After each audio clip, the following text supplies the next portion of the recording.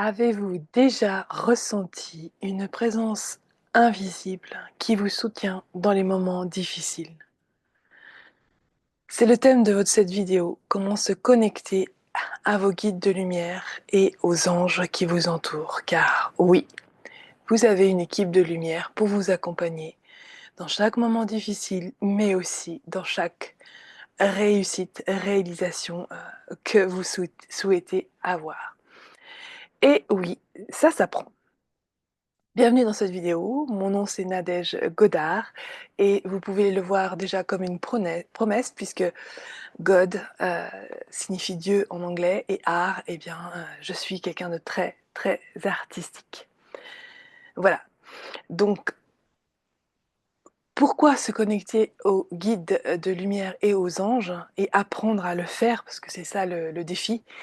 Eh bien, vous l'aurez compris, on passe tous par des moments très difficiles, soit de deuil d'une personne très chère, soit parce qu'on n'a pas de conjoint et qu'on en cherche un et qu'on tombe toujours sur les mêmes personnes.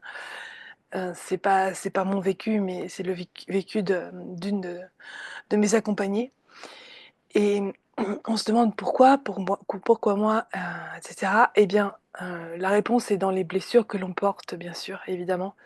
Les blessures, qui viennent de l'enfance et même de plus loin et dans ces moments-là, les anges, les guides vont vous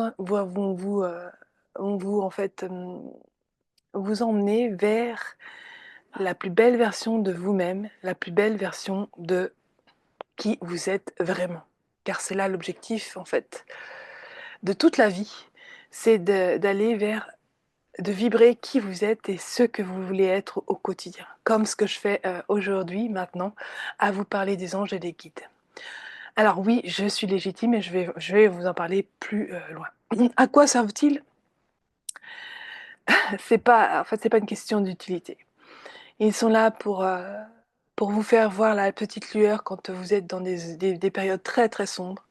Ils sont là pour vous mettre, le rire qu'il faut quand, vous n'allez pas bien. Ils sont là pour vous mettre le livre qui va vous redonner, beaucoup, beaucoup de lumière et de joie de vivre. Donc ils sont juste, précieux et savoir communiquer avec eux et savoir que c'est eux qui vous envoient tous ces signes, eh bien c'est précieux. Alors, comment faire pour les contacter? Pour savoir, qu'ils sont là et enfin et qu'ils vous aident? Eh bien, vous avez tous entendu parler sûrement des plumes qui se posent de manière infortuite et complètement incongrue. J'ai un client qui, en fait, me parlait que ça faisait des mois qu'il n'avait plus de signes et au moment où on en parle, eh bien, il me dit: «Mais c'est juste extraordinaire, il y a une plume qui s'est posée juste devant mes pieds là, à ce moment-là». Voilà, c'est une des façons dont ils ont de communiquer. C'est une des peut-être, des plus simples, oui, et qui des plus évidentes. Alors, j'arrête tout de suite.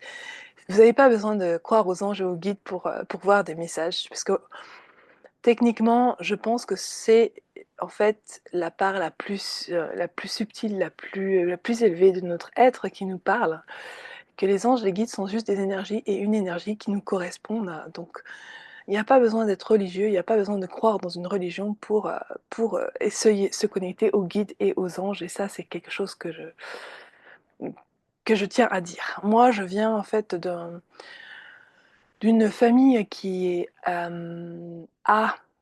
religieuse puisqu'en fait, mon père était catholique, ma mère était protestante et devant le clash que ça allait occasionner au niveau de leur mariage, ils ont décidé, de se marier civilement, juste de manière laïque et d'oublier les religions pour élever leurs enfants. Donc j'ai bien sûr les influences de ces 2 religions, mais en fait j'ai grandi sans dogme religieux et ça c'est juste une chance.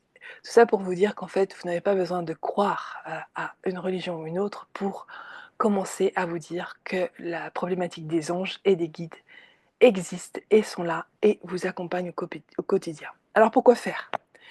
Je l'ai dit, vous cherchez un conjoint, vous avez du mal à trouver la bonne personne, vous ne comprenez pas ce qui ne va pas avec vous parce que vous tombez toujours sur les personnes qui ne vous conviennent pas, eh bien les anges et les guides vont vous emmener vers les bonnes rencontres, vers les bonnes compréhensions sur ce qui ne fonctionne pas dans votre vie pour que vous puissiez le purifier. C'est un long chemin. Mais ça peut être aussi, eh bien, en fait, vous n'arrivez pas à trouver une maison qui vous corresponde ou un logement qui vous corresponde ou la situation financière qui vous correspond. Eh bien, tout ça, les anges et les guides, ils vous disent patience, tu es en train d'œuvrer pour. C'est un long travail, mais ils vont pouvoir vous soutenir dans ce processus, dans cette évolution pour arriver à ce que vous voulez. Voilà. Alors, quelle technique pour les connecter? Eh bien, je vais pas faire, en fait, c'est comme toute technique qui est de l'ordre du spirituel et de l'invisible, vous les connaissez. Bien sûr qu'il faut faire le silence. La première des choses, c'est qu'on entend bien les messages de l'invisible avec le silence et avec soi-même. Pas de musique, rien, juste soi. Ça passe donc par aussi la méditation. Les anges et les guides ne vous donneront, enfin, si vous voulez qu'ils apparaissent devant vous, ils peuvent. Mais si vous avez un frein quelconque qui risque de vous faire peur, ils vous respectent trop et ne vous n'apparaîtront pas. Et pour ma part, j'en ai jamais vu. J'ai vu leur intervention, ça c'est clair, mais j'en ai jamais vu vraiment. Donc le silence, c'est la porte vers eh bien, l'accès aux anges. La pratique régulière aussi. Voilà, une de tes techniques, c'est commencer par peut-être prendre une douche, vous mettre dans le silence, méditer, nettoyer votre corps, manger sainement. Et oui, ils sont en train de me dire que là, en ce moment, je mets mon corps à mal puisque cette vidéo sur le temps de Noël et que je mange plus de choses que je ne devrais pas manger.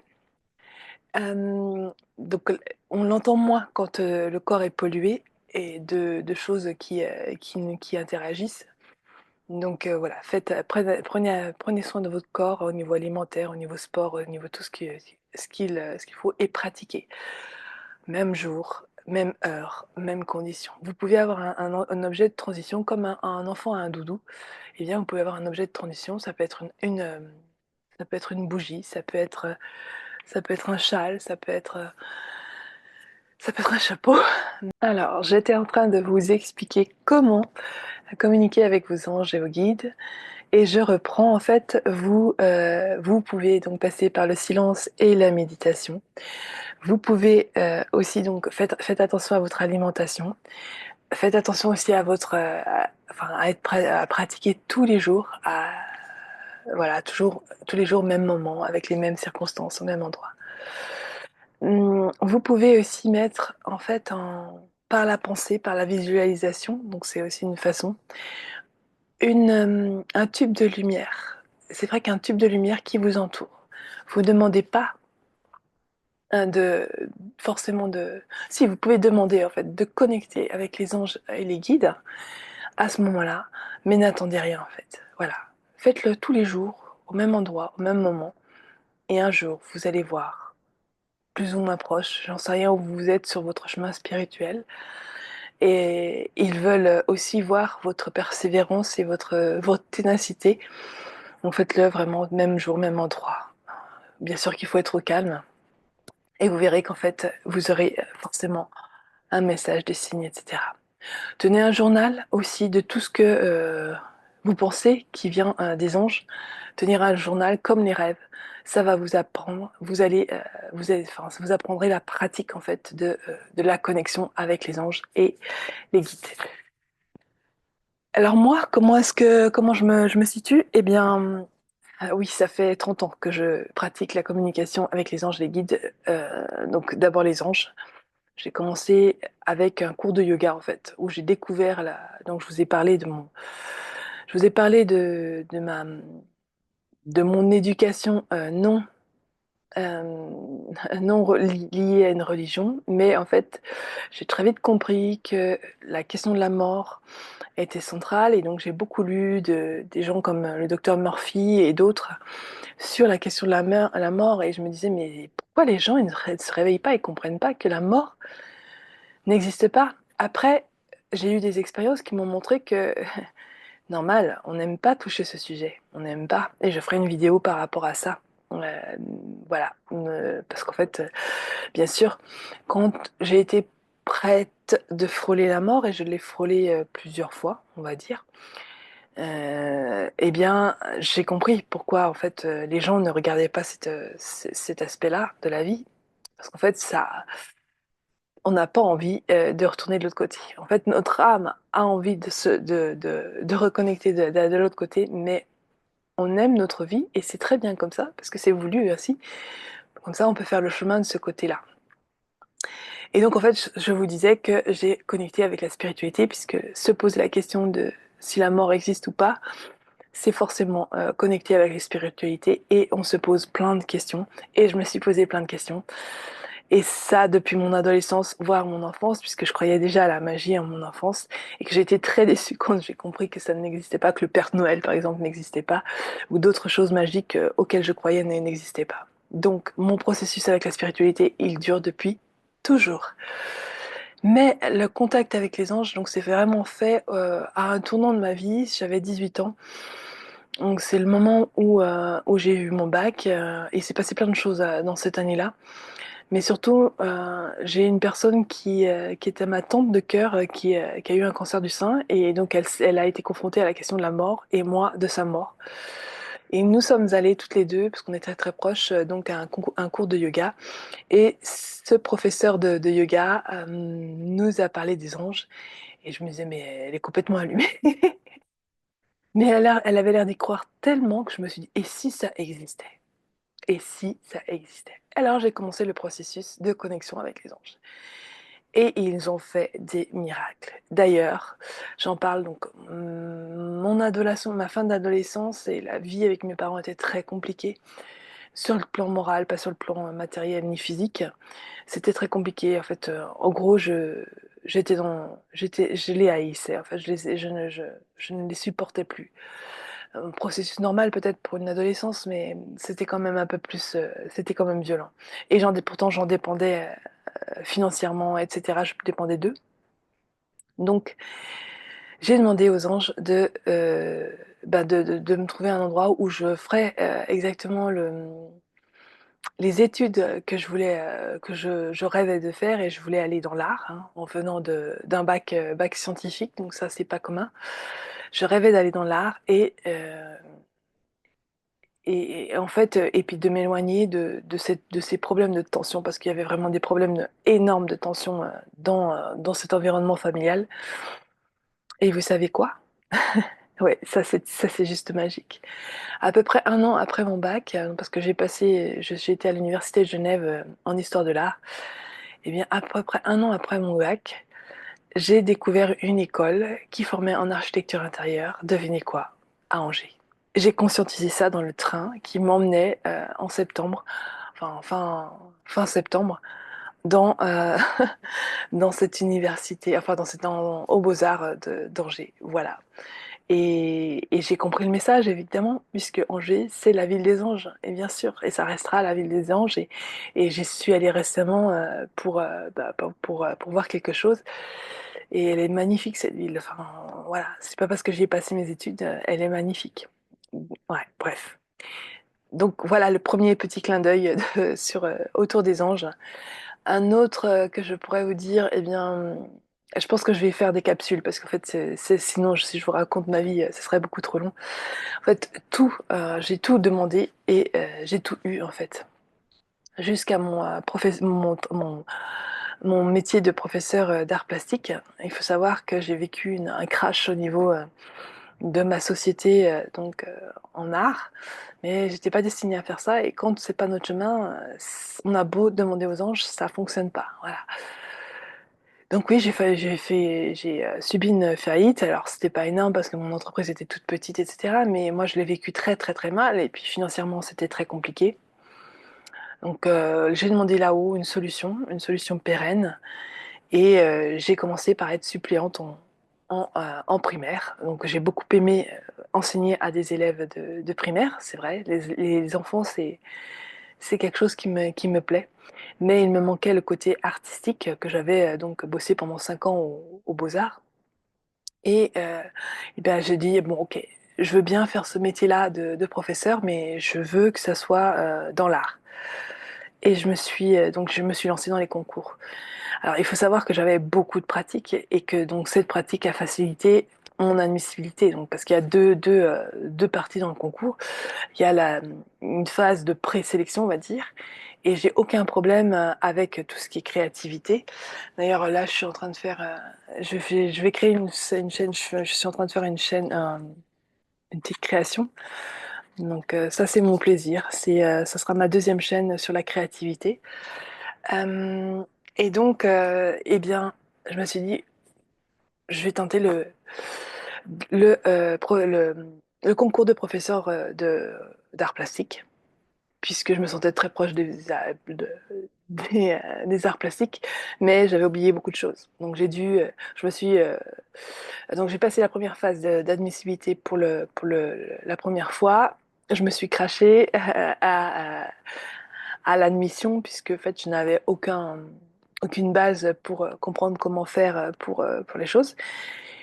J'ai pensé que je n'allais jamais repasser ça parce que j'ai vraiment été humiliée. Et puis en fait, après quelques temps, j'ai dit mais non, mais tu sais, c'est parce que tu sais pas faire. Donc apprends à faire et vas-y, recontinue. Et bien sûr que pour la deuxième phase, eh ben, j'ai demandé là-haut. Parce que bien sûr qu'il y a le travail, hein, et je me dis pas d'y aller la fleur fusil et puis de compter que sur là-haut. Non, non, non, c'est aussi dans la matière. Nous, on est là pour bosser dans la matière. Donc, j'ai bossé, j'ai revu mes références artistiques, mes connaissances en histoire de l'art, etc. J'ai bossé, j'ai bossé. Je me suis fait aider par le CNED. Et puis en même temps, eh bien, je priais les anges, vraiment, de m'aider à réussir. Et j'ai vraiment tout donné dans cette prière, mais vraiment tout donné. Je n'étais vraiment pas sûre d'y arriver parce que bon, l'admissibilité, on ne sait pas ses notes, donc ça s'est très bien passé. J'y suis allée avec une confiance absolue et ça c'est énorme dans ce que je peux communiquer. J'ai fait ce que j'avais à faire. Ça a été tellement fluide, j'ai adoré faire ce que je faisais, etc. La réflexion, ça a marché. L'admission un peu moins bien parce que ben voilà, j'avais pas de formation, même si j'avais bossé un peu plus et que donc je savais pas comment ça allait et c'est passé. Je vous dis pas comment j'étais heureuse ce jour-là, mais je savais que j'avais encore une chose à faire dans ma vie, c'est-à-dire eh bien ne faire que qu'apprendre aux gens à justement connecter avec leurs rêves, à y croire jusqu'au bout et à construire la vie de rêve qu'ils veulent. Donc voilà pour les témoignages de mes connexions avec les anges et je vous passe énormément de choses qui se sont passées dans ma vie qui sont liées aux anges, dont cette maison que vous pouvez voir, dont mon conjoint, dont mes enfants que j'adore, même si c'est pas toujours facile. Et là, je suis en passe de faire de ma vie un rêve, grâce à vous aussi d'ailleurs. Et merci de liker, de vous abonner pour faire grandir cette chaîne et que que je vous raconte d'autres histoires par rapport aux connexions des anges. Et là, on me dit, eh bien, ah oui, puisque là, dans les techniques qu'on peut avoir, c'est aussi, eh bien, hop, là voilà. Oh, c'est juste génial. C'est juste génial. Bien. Je vous parle d'enchantement. Et bien voilà. Vous l'avez, l'enchantement. Vous l'avez, vous l'avez. Vous l'avez, vous l'avez. C'est juste génial. Regardez, c'est le tarot des anges de Dorian Virtue, je l'adore. Il m'a tellement suivi, surtout à la naissance de mon fils, qui a été une épreuve aussi. Mon fils qui a un petit truc en plus, je le raconterai sur une autre vidéo. Voilà. Donc, bref. Donc, dans les techniques de connexion avec les anges, eh bien, vous les avez entendues, méditation, faire le silence, être dans le silence, apprendre le silence. Je sais que dans notre société c'est compliqué, mais faire le silence c'est très important. Pratiquer, pratiquer, de vous demander à connecter avec les anges et les guides, d'avoir des signes d'eux, et essayer d'être assez régulier dans le lieu où vous pratiquez, le lieu où vous vous mettez au silence, où vous attendez les signes, etc. tenez un journal, hein, journal de signes que vous pouvez avoir. Et parce qu'en fait, vous allez en avoir. En fait, c'est une question, vous allez conditionner votre cerveau pour apprendre à voir ce qu'il ne voyait pas auparavant. C'est comme apprendre le dessin, en fait. Quand on apprend le dessin, au bout d'un, 2 ans, 3 ans, voire plus de pratique, vous allez voir des choses que vous ne voyez pas avant. Bah, dans la connexion aux anges et aux guides, c'est la même chose. C'est la pratique qui va vous amener à comprendre que vous n'êtes pas seul, que vous avez une équipe de lumière à côté de vous et qu'en fait ils sont sans arrêt en train de dialoguer avec vous. Moi je sais que voilà, ils sont tout le temps là, tout le temps là. Oui, même, enfin, tout le temps là. Et je les laisse interagir ou pas dans ma vie. Je leur demande des signes ou pas dans ma vie. Mais là, c'est vraiment comme si on était une équipe d'humains ensemble à faire les choses. C'est pas toujours évident. C'est pas toujours évident de savoir si c'est eux ou pas, mais je vous le dis, c'est la pratique qui va vous amener à savoir que c'est OK ou pas. Bref, il y a d'autres choses à savoir, mais voilà, je vais m'arrêter là. Et donc en fait, autrement, la dernière façon de communiquer avec eux, ça peut être de tenir un journal comme un journal de rêve, mais cette fois un journal de connexion avec les guides et de noter. Vous mettez la date, vous peut-être notez le titre du signe et vous expliquez la circonstance. Parce qu'en fait, même si on a l'impression d'être plus conscient la journée, eh bien, je vous assure que c'est aussi un rêve. Voilà, c'est aussi un rêve, cette réalité qu'on a. Voilà, donc je vous encourage à partagez-moi peut-être vous, votre vécu avec les anges et les guides, savoir les signes que vous avez déjà eus. Faites des commentaires, likez cette vidéo, abonnez-vous. Et peut-être que vous aussi, vous avez envie d'apprendre à vous connecter aux anges et aux guides. Et bien, je vous fais une proposition donc de suivi et de connexion à votre demande dans les commentaires. J'irai discuter avec vous volontiers pour cette proposition-là. Mais surtout, abonnez-vous, faites des commentaires. Merci, merci beaucoup de votre écoute et à très bientôt. Voilà.